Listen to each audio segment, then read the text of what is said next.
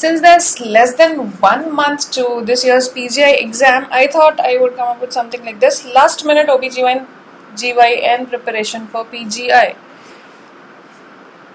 PGI is a slightly different from your All India exams in that when you have a question, you can have multiple correct options, right? 5 options are there, out of which either 1 or 2 or 3 or all or even none can be correct. So what is important here is that whenever you read a topic, when you're reading anything, most of you must have completed first reading or maybe even second or third reading, and now is the time you're revising. So when you're revising, make sure you read everything in detail. This is my first advice. Of the few topics or the many topics or the any number of topics you have read, please make sure you're not a jack of everything. Whatever you read it in detail.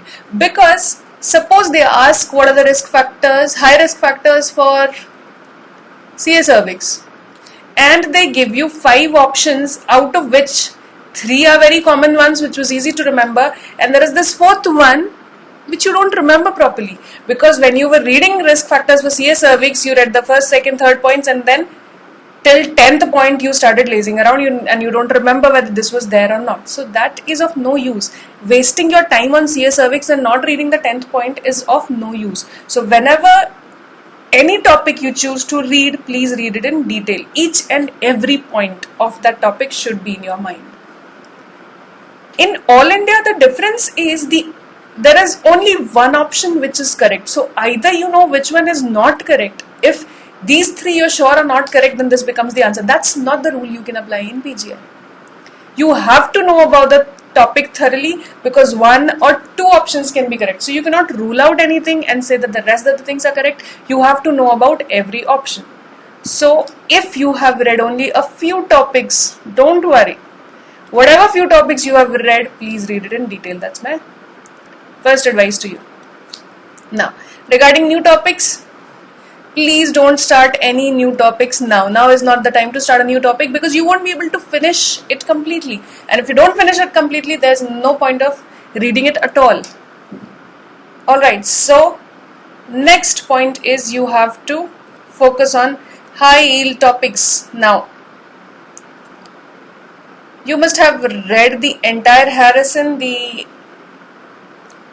entire Robbins and everything sometime in your life, but now is not the time to open those books and read them in detail. So first, in detail to padna hai, but what is more important, you can only read high yield topics in detail.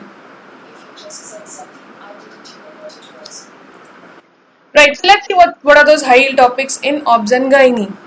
One very favorite of PGI is HPV, CIN, especially the management of all those CIN 1, 2, 3, ascus, and everything is their hot favorite. Then CA cervix. CA cervix, staging and basic management. This is one important topic that you should have read in and out. Whatever notes you are referring to, whatever notes you might have prepared, or some coaching notes you're using, make sure you read everything about CA cervix. Right, then other cancers. Endometrial is important. More important than ovarian cancers for PGI, as far as the questions that have appeared till now. Those questions are concerned. So endometrial, ovarian cancers, in these basically do the staging. Staging is important because there are subtle differences between staging of CA cervix, CA endometrium and CA ovary. So you have to know those differences in staging, differences in the risk factors of these 3 cancers, and differences in the basic management. In the staging, what differences are basically there? The lymph node status.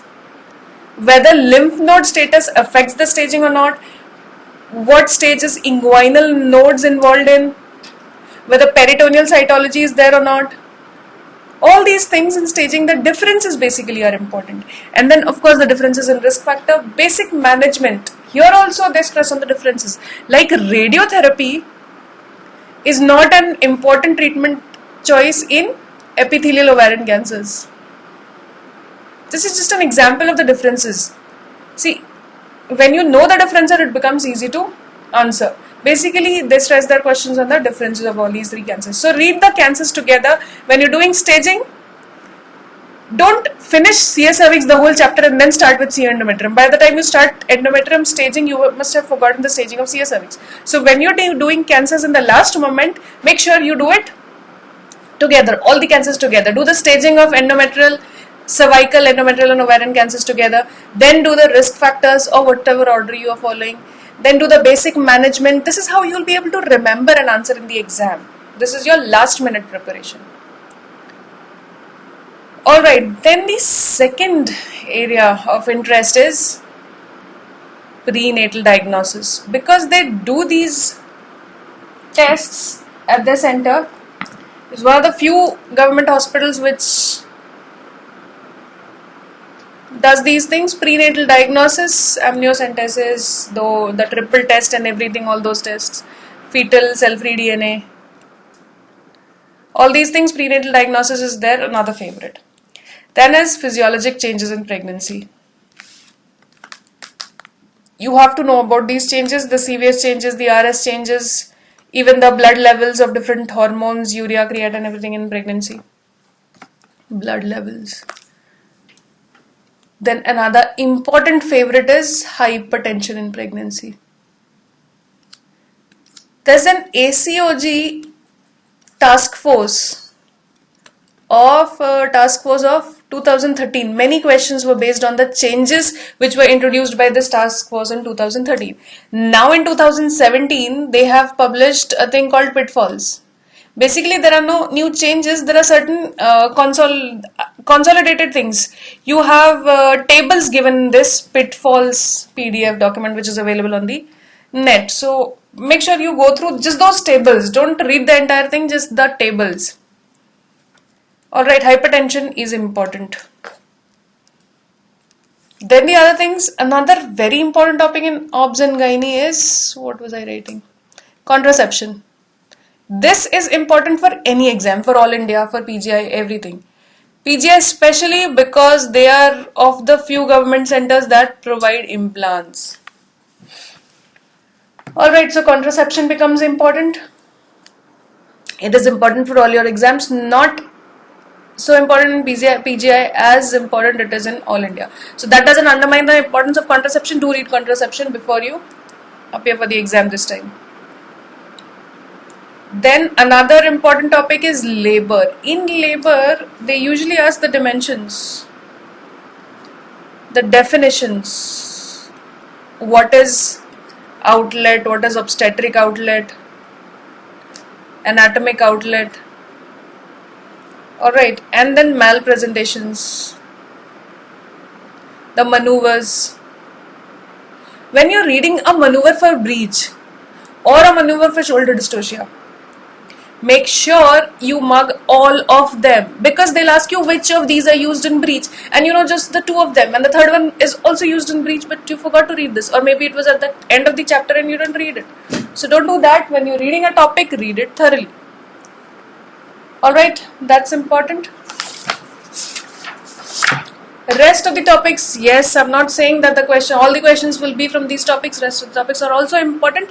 For you, it is important that read only the topics you have already read. Don't start any new topics. And when you're answering, how to answer?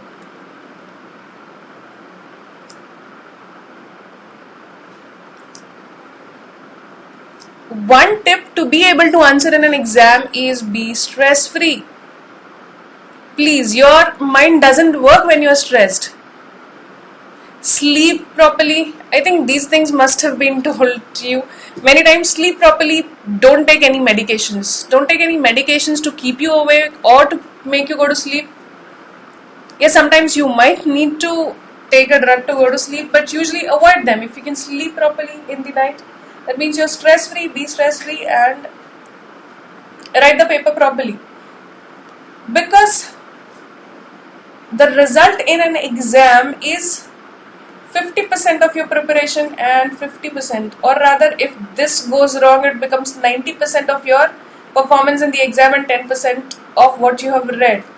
Normally, when you are stress free or you have moderate level of exam stress, it is 50% how you behave in the exam and 50% how much you have read. When you are stressed, when you are anxious, it is 90% of your performance in the exam and 10% because this is all that you remember from all the things you have read. You won't be able to remember anything if you're stressed out. You won't be able to judge. You won't be able to retrieve from your memory those rarer things which are important for PGS. So be stress free while you answer. Time management during your exam, as any other exam, is important. Alright. Whatever strikes to you in the first time is usually the correct thing. Don't overthink over answers.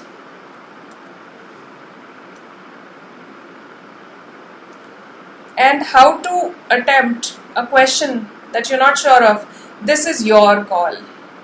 You are the only person who knows how sure you are of your knowledge, how sure you are that you know all the options. You know that only these three are correct and the fourth one is not correct. So that is your call. If you have read properly, you will be able to attempt most number of questions, and don't panic if you're not able to attempt more number of questions. If it's getting on the side of not answering most of the questions, start answering. Start answering. Start guessing. That's the last resort you want to do in PGI, guessing.